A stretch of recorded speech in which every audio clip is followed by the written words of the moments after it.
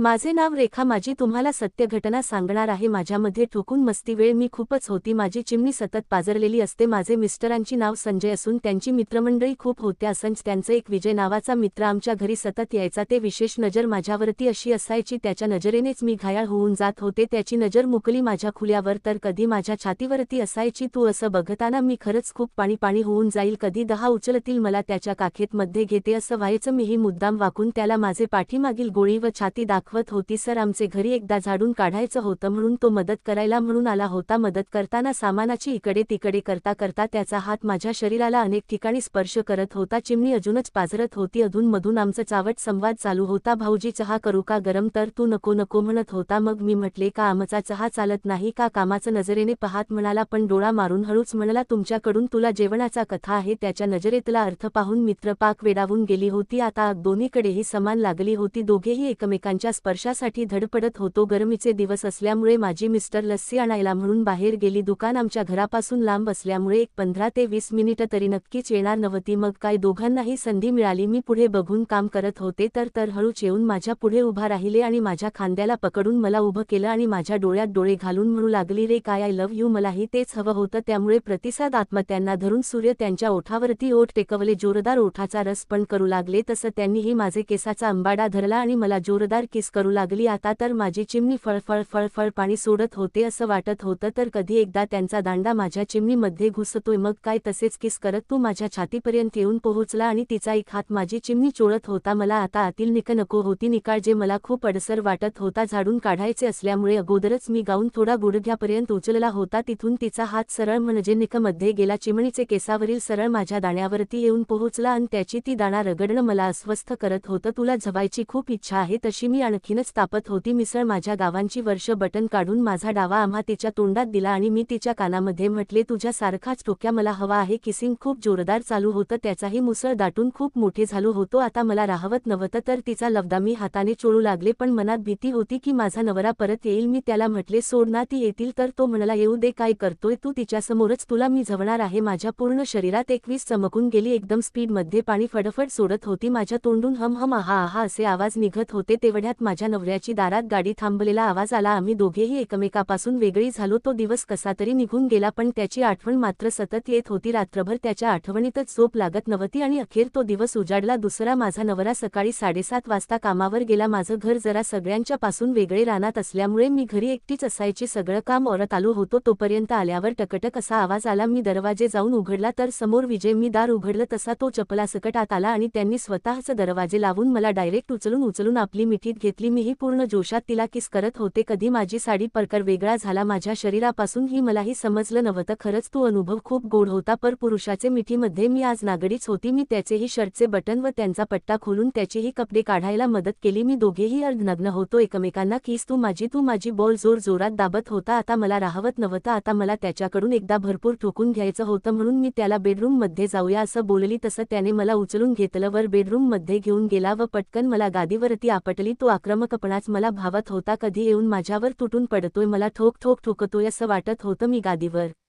पडली तसे त्यांनी माझे नेक ओढून काढून फेकून दिली. हो, माझी पाय फाकवून माझी पुची चाटू लागला. आता मात्र मला वेड लागलं होतं. विजय मला झप, विजय झप मला असं मी बडबडत होते. आता तोही जोशामध्ये येऊन मला रान म्हणून शिव्या देऊन परत माझी पुची चाटत होता. त्याची जीभ माझी दाण्यावरची फिरून खोलपर्यंत जात होती. मला असं वाटत होतं की आता माझं पाणी सुटणार म्हणून मी त्याला म्हटले, लवदा घालना पटकन. मी खरंच खूप अनुभव वेगळा होता कारण बेडरूम मध्ये माझ्या नवऱ्याच्या फोटो समोर मी आज झुवून घेत होते. तू तसाच उठला आणि साठलेले मजेत चिमणीचा स्वाद माझ्या तोंडामध्ये घालत मला किस करू लागला. खरंच असाच झवण्याचा आनंद कधीच मिळाला नव्हता माझ्या आयुष्यामध्ये. मी पटकन तुला वर